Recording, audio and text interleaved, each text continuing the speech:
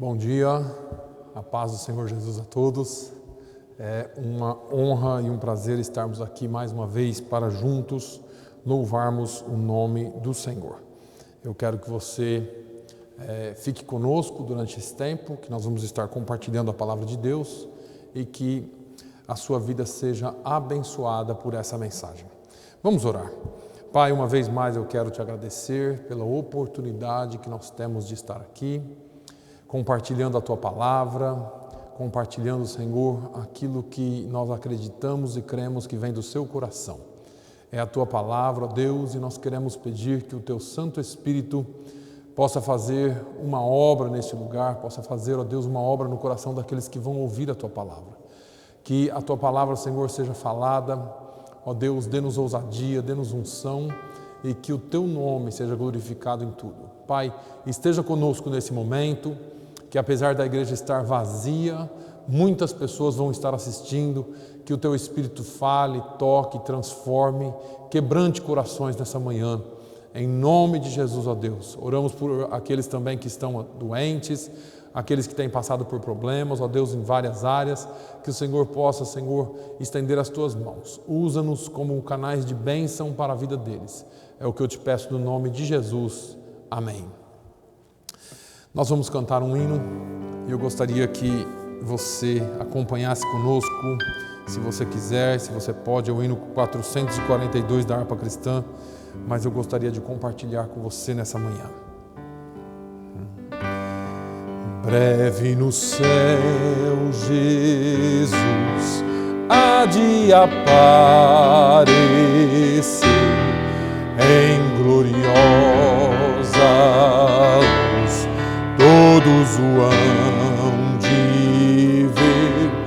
Naquele dia, então, eu hei de receber de Cristo galardão. Oh, que prazer! Breve verei o bom Jesus e viverei em plena luz no lindo céu. Eu gozarei de toda dor, por Deus livre serei. Na vinda do Senhor irei eu receber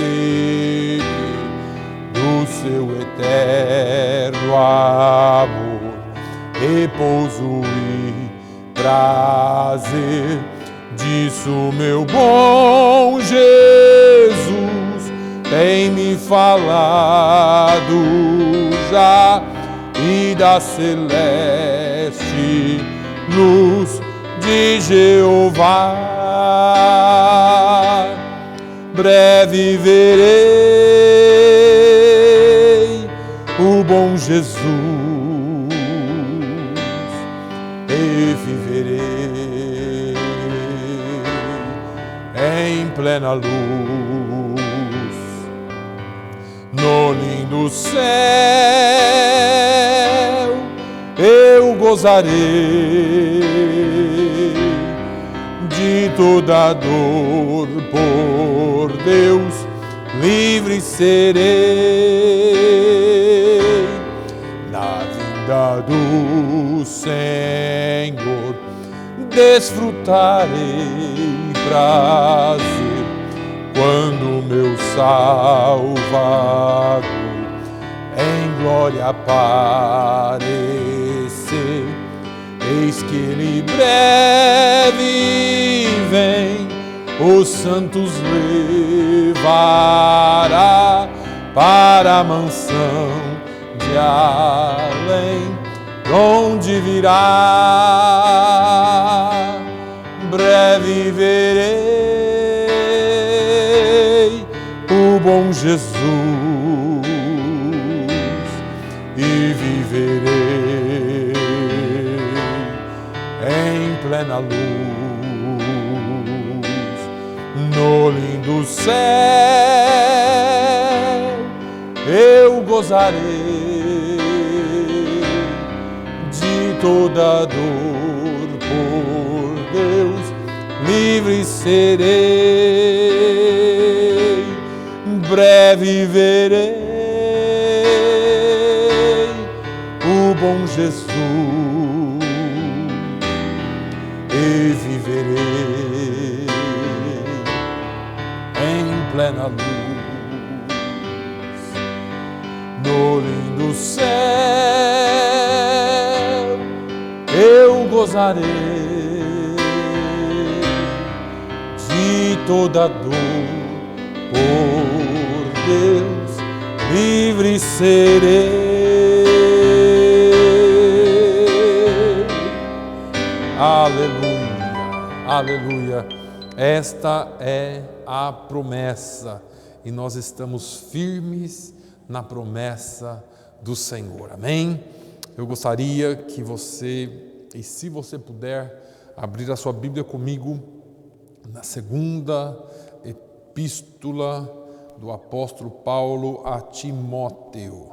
Segunda epístola do apóstolo Paulo a Timóteo. Talvez hoje a palavra seja um pouquinho diferente, mas eu quero, como sempre, desafiar você, chamar a sua atenção para aquilo que a palavra de Deus tem nos falado, tem nos ensinado desde os primórdios.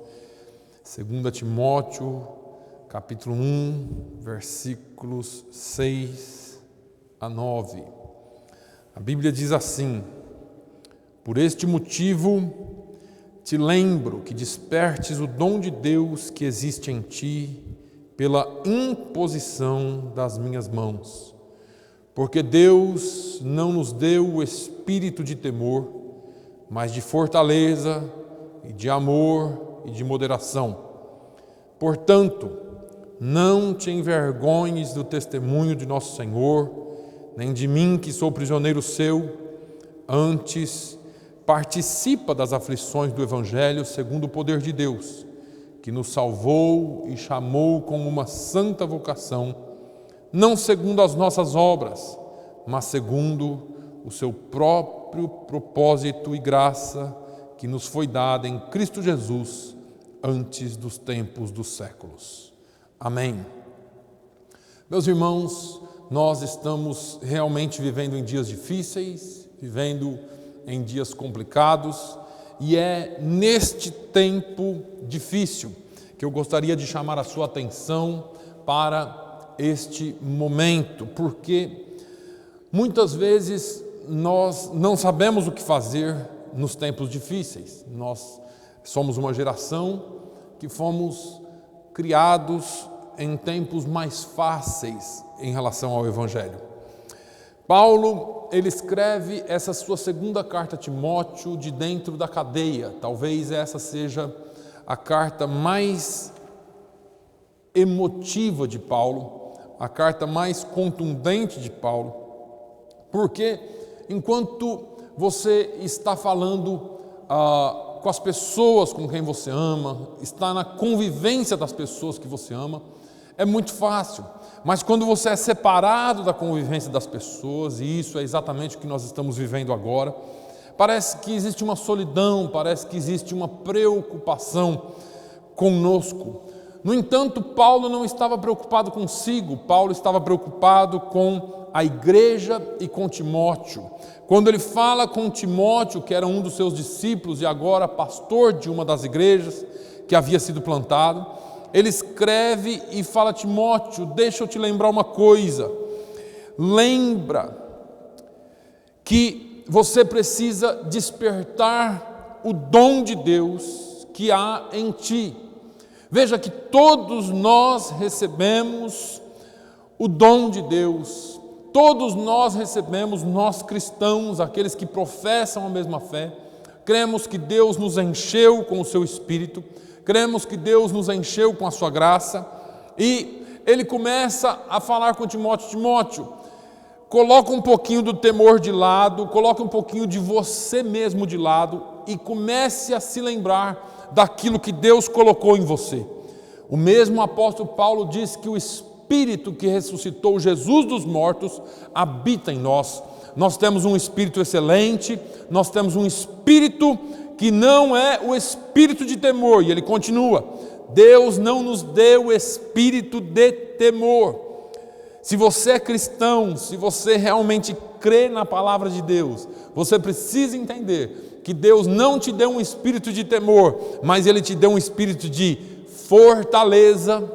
E eu quero que você entenda que nesse tempo você não é fortaleza só para você, mas você deve ser fortaleza para outras pessoas. Você tem um espírito de amor, portanto, não julgue, não maltrate, não fale, ame as pessoas. E eu vou correr um pouquinho aqui, porque essa não é a principal das mensagens de hoje. E Ele te deu um espírito de moderação, seja moderado no que você faz. Não é tempo de nós tomarmos nenhum dos radicais, nenhum dos extremos, mas sermos moderados em tudo. E aí ele diz assim: não te envergonhes do testemunho do nosso Senhor. Ou seja, ele em outras palavras está dizendo: não se envergonhe do Evangelho de Cristo. Lá em Coríntios ele vai dizer que o Evangelho de Cristo é poder de Deus para a salvação. É tempo de nós testemunharmos, não somente com os nossos lábios, mas com a nossa vida, sobre esse Evangelho. Nem de mim, ele diz, que sou prisioneiro, antes participa das aflições do Evangelho. Irmãos, ser cristão não é andar na onda que todos estão andando. Ser cristão não é caminhar na corrente do rio como todos estão caminhando, ou no mesmo fluxo. Nós fomos chamados, nós fomos tirados para fora. É isso que significa ser santificado, ser tirado, separado. Nós fomos separados para darmos testemunho do Evangelho de Jesus Cristo, e isto pode ser um pouco diferente daquilo que nós temos visto aí, não é? Então ele fala assim: participa das aflições do Evangelho segundo o poder de Deus. Se nós continuarmos vivendo e fazendo só do nosso jeito, só com a nossa própria força, e é isso que tem acontecido. Porque a igreja tem sido tão inexpressiva em alguns lugares, em alguns momentos? Por causa do nosso querer, do nosso poder, do nosso saber. É bom que nós saibamos que é pelo Espírito, que não é por mim, não é o que eu sei, não é o que eu posso, mas é o que o Espírito Santo que habita em mim pode. Esse poder de Deus nos salvou. Eu não quero pregar nessa palavra aqui hoje, eu só vou te trazer a memória, e o que eu vou pregar está um pouquinho adiante. Mas eu quero te trazer a memória que um dia você foi salvo, e se você ainda não foi, hoje eu vou te oferecer Jesus. Esse Deus, segundo o seu poder, nos salvou.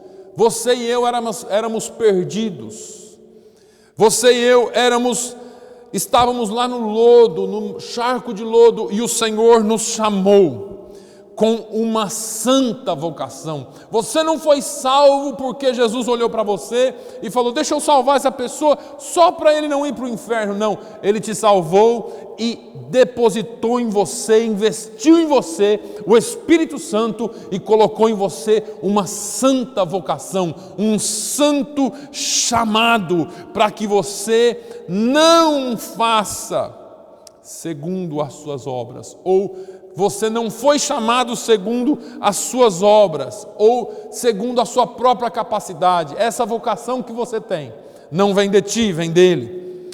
Não segundo as suas obras, as minhas, mas segundo o propósito dele. Você já pensou em propósito de vida? Você sabe o que você está fazendo aqui? Por que você nasceu nesse tempo? Por que você vive nesse tempo? E por que você vive onde você vive? Deus te coloca onde Ele te coloca? Deus tem um propósito em tudo. Deus tem um plano geral em suas mãos, um plano magno em suas mãos, que foge da nossa visão. E às vezes nós ficamos presos àquilo que nós pensamos. Eu acho que eu vou fazer isso, eu acho que eu vou fazer aquilo, talvez eu vou fazer aquilo amanhã, mês que vem, e aí vem alguma coisa e acaba com todos os seus planos, mas isso não pegou Deus de surpresa. O plano dele permanece e ele é soberano sobre todas as coisas. Ele nos chamou segundo o seu propósito e graça. Foi pela graça que eu e você fomos salvos. É pela graça que eu e você fomos alcançados, que nos foi dada em Cristo Jesus. Se eu e você somos chamados cristãos, cremos que somos cristãos, cremos que somos evangélicos, crentes, afirmamos, não, pastor, eu sou crente. É segundo a graça que foi dada em Cristo Jesus. Mas eu quero seguir um pouquinho adiante hoje. Deus sabe exatamente o que está fazendo. A despeito da nossa fraqueza, Ele sabe exatamente por que Ele nos colocou aqui nesse tempo. E eu queria falar um pouquinho com você, porque infelizmente, e eu não vou entrar em todos os detalhes do que eu penso e do que a palavra de Deus diz, não dá tempo, mas infelizmente, a igreja do Senhor está apática, parece que ainda não caiu a ficha, parece que ainda não acordou para a real situação. E, pastor, qual que é a real situação? Eu não tenho tempo para explicar toda a situação agora. A real situação é muito mais grave do que nós pensamos. Não é a respeito de um vírus, não é a respeito de uma doença, nem a respeito de ciência e muito menos de estatística. A real situação está baseada numa agenda que existe para o mundo. Mas não estou falando aqui de teorias de conspiração, estou falando da Bíblia.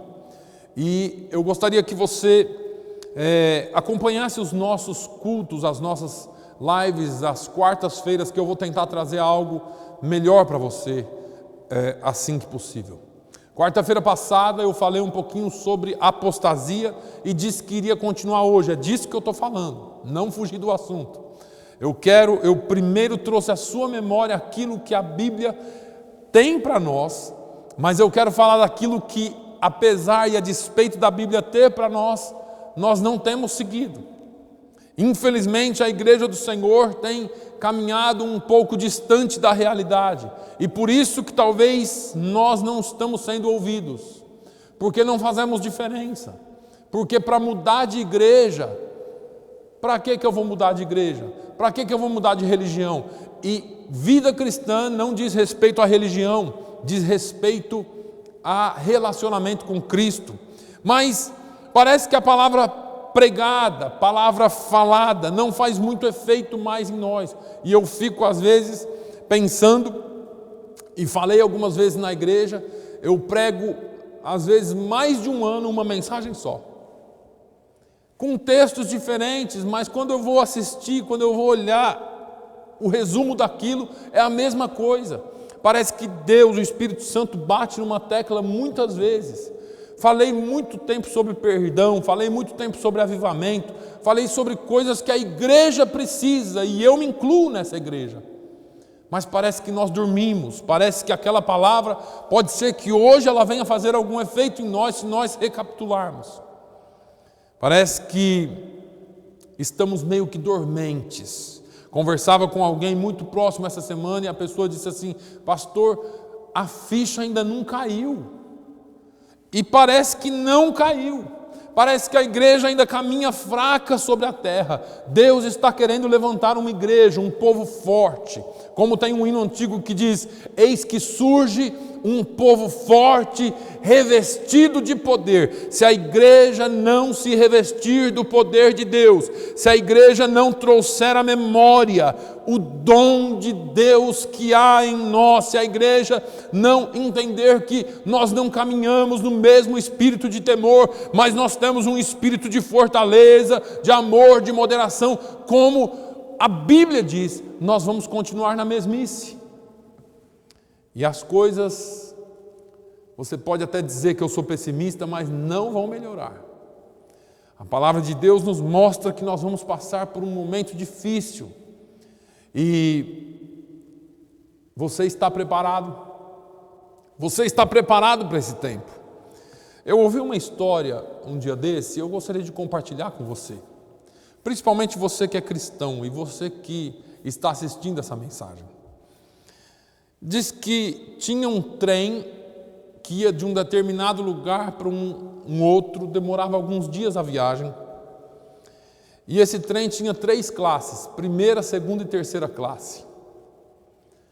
E a primeira classe era $100, a segunda classe $60 e a terceira classe $30. E as pessoas foram comprando as passagens, alguns compravam de primeira, outros compravam de segunda e outros compravam de terceira, cada um pagava o seu preço e começaram a viagem. Saíram da estação de partida e nessa viagem eles perceberam quando entraram no trem que os assentos eram os mesmos. Não tinha separação de classes no trem. Todos os assentos eram iguais. E alguém já começou a questionar, peraí, eu paguei 100. E o outro disse, eu paguei 60, e o outro disse, eu paguei 30, mas o de 30 estava numa boa, porque ele estava sentando na mesma categoria que os outros. E o de 60 também, e o de primeira classe, o de $100, então estava reclamando agora. Mas, conforme foi a viagem, foram seguindo, e alguém pensou assim, bom, pode ser que na comida tem alguma diferença, no serviço tem alguma diferença. E chegou a hora do almoço, e a comida veio igual para todos eles. E alguém disse assim, tem alguma coisa errada aqui, eu estou na primeira classe. E o de segunda classe falou, realmente tem alguma coisa errada, porque o de terceira classe está comendo a mesma coisa que eu. E continuaram a viagem e no outro dia, veio café, veio tudo, janta, e no outro dia o trem chegou perto de uma montanha. E então houve um anúncio. E o anúncio disse, os senhores passageiros da primeira classe, por favor, relaxem, abram seus jornais, suas revistas, seus computadores e fiquem à vontade, porque nós chegamos no momento da viagem que o trem não tem força. Os senhores de segunda classe, por favor, desçam do trem e subam a montanha a pé e lá em cima o trem vai pegar vocês. E os senhores de terceira classe, por favor, desçam do trem, se posicionem dos lados dos vagões, porque vocês vão ajudar a empurrar esse trem até o monte. E a história parece assim muito hilária, mas é muito interessante como nós vivemos a mesma realidade. Os cristãos de terceira classe, ou melhor, os de primeira classe, são aqueles cristãos que eu imagino que seja a nossa geração hoje. Uma geração que está vivendo as benesses do Evangelho. É uma geração que espera tudo de Deus. É uma geração que quer abrir o seu jornal, nem jornal tem mais, mas o seu celular, o seu laptop, sentar, esticar as pernas e a igreja que caminhe nessa viagem chamada vida. Parece que a igreja tem que levar as pessoas no colo. Esses de primeira classe, essa geração que está vivendo agora, que além de se assentar e querer que tudo aconteça automaticamente, ainda olha na janelinha para os de segunda classe e reclama que eles não estão ajudando e os de terceira estão ajudando, fazendo errado. Aí vem a segunda classe, que são aqueles crentes que talvez se esforçam um pouco. Talvez a geração passada que arrancou toco, que plantou igrejas, que evangelizou o mundo, que evangelizou centenas de países, que buscou almas. E nós vamos encontrar a terceira classe, que são os crentes da igreja primitiva. E ainda encontramos alguns deles hoje, que são aqueles que clamam, aqueles que choram, aqueles que trabalham, aqueles que carregam os outros nas costas, enquanto alguém de primeira classe olha lá e fala assim: caramba, está empurrando errado, está fazendo errado, se fosse eu faria diferente, mas está lá sentado, assistindo a sua televisão e não de maneira nenhuma se esforçando para que essa caminhada, para que essa viagem aconteça mais rápido. Esse paralelo que eu fiz, ele é bíblico. Eu quero que você abra a sua Bíblia, lá em Hebreus, no capítulo de número 11. Quando eu lia essa passagem, eu fiquei mais uma vez chocado, porque quando nós conhecemos a história, capítulo de número 11, versículos 32 ao 38, o escritor aos Hebreus, ele vem no capítulo 11 mostrando os heróis da fé. Nos versículos 32 em diante, ele diz: e que mais direi? Faltar-me-ia o tempo contando de Gideão, e de Baraque, de Sansão, e de Jefté, e de Davi, e de Samuel e dos profetas, os quais pela fé venceram reinos, praticaram a justiça, alcançaram promessas, fecharam as bocas dos leões, apagaram a força do fogo, escaparam do fio da espada, da fraqueza tiraram forças, da batalha se esforçaram, puseram em fugida os exércitos dos estranhos. As mulheres receberam pela ressurreição os seus mortos. Uns foram torturados, não aceitando o seu livramento, para alcançarem uma melhor ressurreição. E os outros experimentaram escárnios e açoites e até cadeias e prisões. Foram apedrejados, cerrados, tentados, mortos a fio de espada. Andaram vestidos de peles de ovelhas e de cabras, desamparados, aflitos e maltratados. Homens dos quais o mundo não era digno, errantes pelo deserto pelos desertos e montes e pelas covas e cavernas da terra. Veja bem aqui, meus irmãos, eu quero só chamar a sua atenção hoje. Eu falei um pouco na quarta-feira sobre apostasia, que está em 1 Timóteo capítulo 4, versículos 1 em diante. Paulo fala a Timóteo que nos últimos tempos apostatariam alguns da fé e dariam ouvidos a espíritos enganadores e doutrinas de demônios. E eu expliquei um pouquinho o que era, joguei a pergunta, joguei a questão para fora, e eu sei que você esteve pensando, e talvez outros estão pensando sobre isso. A minha pergunta é: estamos vivendo esse tempo? Estamos vivendo o tempo de apostasia, porque hoje, infelizmente, além de um cristianismo muito fraco, e eu não estou generalizando, mas um cristianismo muito fraco que se vive à beira da apostasia moral, à beira da apostasia religiosa, da fé.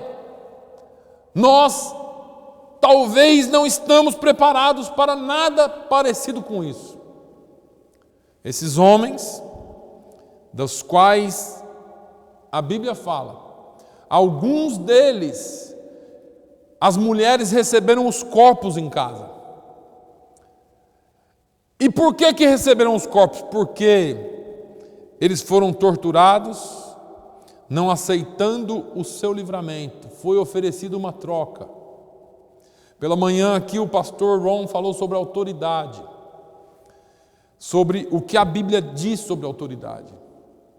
Em última instância, quando Pedro fala aos principais da sinagoga, ele disse: olha, mais importa obedecer a Deus do que aos homens.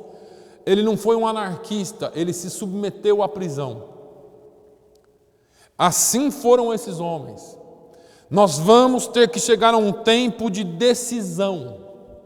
Jesus disse que no mundo teremos aflições. Ele disse: mas tem de bom ânimo. Agora, não quer dizer que eu e você não possamos enfrentar alguma dificuldade nesse sentido. Nós já temos visto aí nos noticiários de pastores sendo presos, Homens e mulheres de bem sendo presos, enquanto em alguns lugares do mundo ladrões, criminosos são soltos da cadeia por causa do Covid-19. Eu solto o criminoso e prendo a pessoa de bem que estava numa praça sozinho, sem oferecer risco para ninguém e nem para si mesmo, porque desobedeceu uma lei. Nós vamos ter que tomar decisões. Esses homens e mulheres de Hebreus, eles foram oferecidos: olha, obedeça a lei que estava sendo imposta por homens, e eu não estou aqui pregando anarquia. Se você puder, depois ouça a mensagem do pastor, se você entende inglês, mas vai chegar um momento que nós vamos ter que tomar decisões. Quem nós vamos obedecer? A palavra de Deus diz: não deixe a congregação. As pessoas podem entrar em mercados, mas não podem entrar em igrejas. Não parece estranho que talvez eles queiram calar a boca da igreja, calar a boca do evangelho, e alguns vão pensar que isso é ignorância, e não é.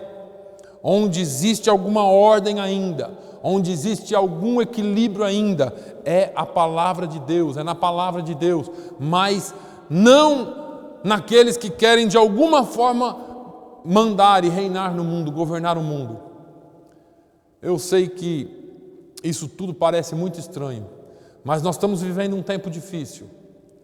Esses homens aqui foi-lhes dado a opção, não aceitaram o seu livramento. Deixa eu te dizer, vai chegar um momento que você vai ter que, ou por palavras ou por ações, negar a sua fé. E você vai negá-la, ou você vai passar pelas tribulações que Jesus disse que passaríamos. Mas deixa eu te dar uma boa notícia: eles não aceitaram o seu livramento para alcançarem uma melhor ressurreição.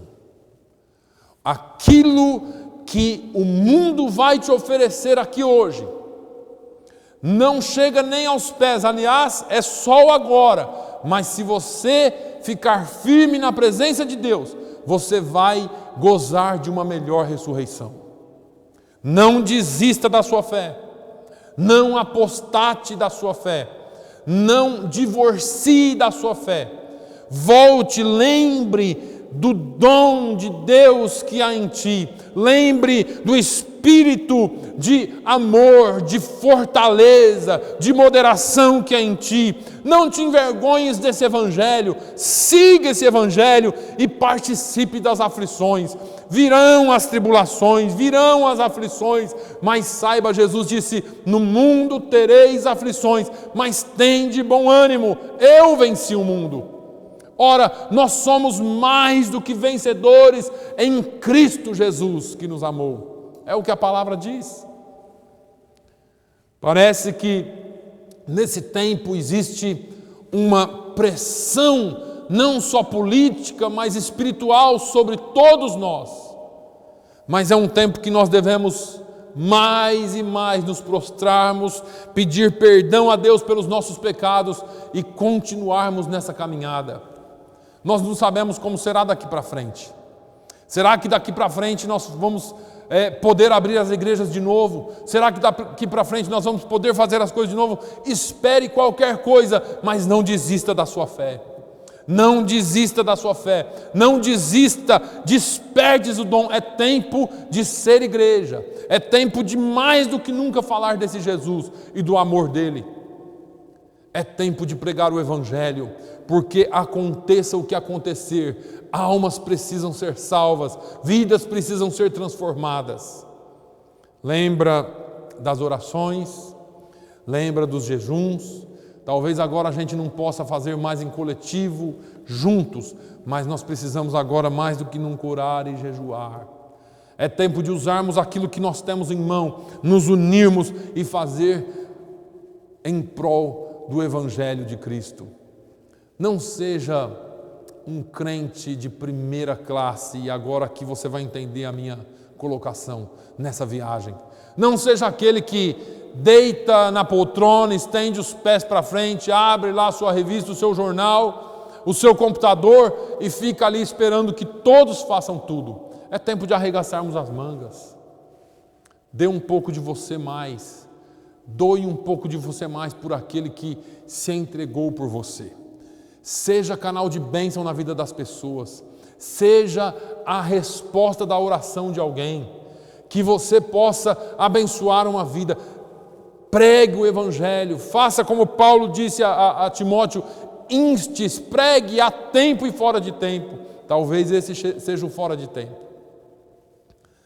Muitos de nós nem compartilhar um vídeo desse a gente compartilha. Mas é tempo de nós não só assistirmos e ficarmos sentados, como se nós tivéssemos pagado um ingresso para assistir, ou pago um ingresso para assistir um filme ou um show. É tempo dessa palavra entrar em nós e nós fazermos a diferença no mundo. Em tempos de crise é onde o povo de Cristo se apresenta e trabalha e faz a obra de Deus. Que Deus abençoe a sua vida. Eu mais uma vez só quero trazer a você algo para você pensar. Se você ainda não conhece Jesus, se você ainda não entregou a sua vida para Jesus, para Ele ser seu Salvador e Senhor, você precisa fazê-lo.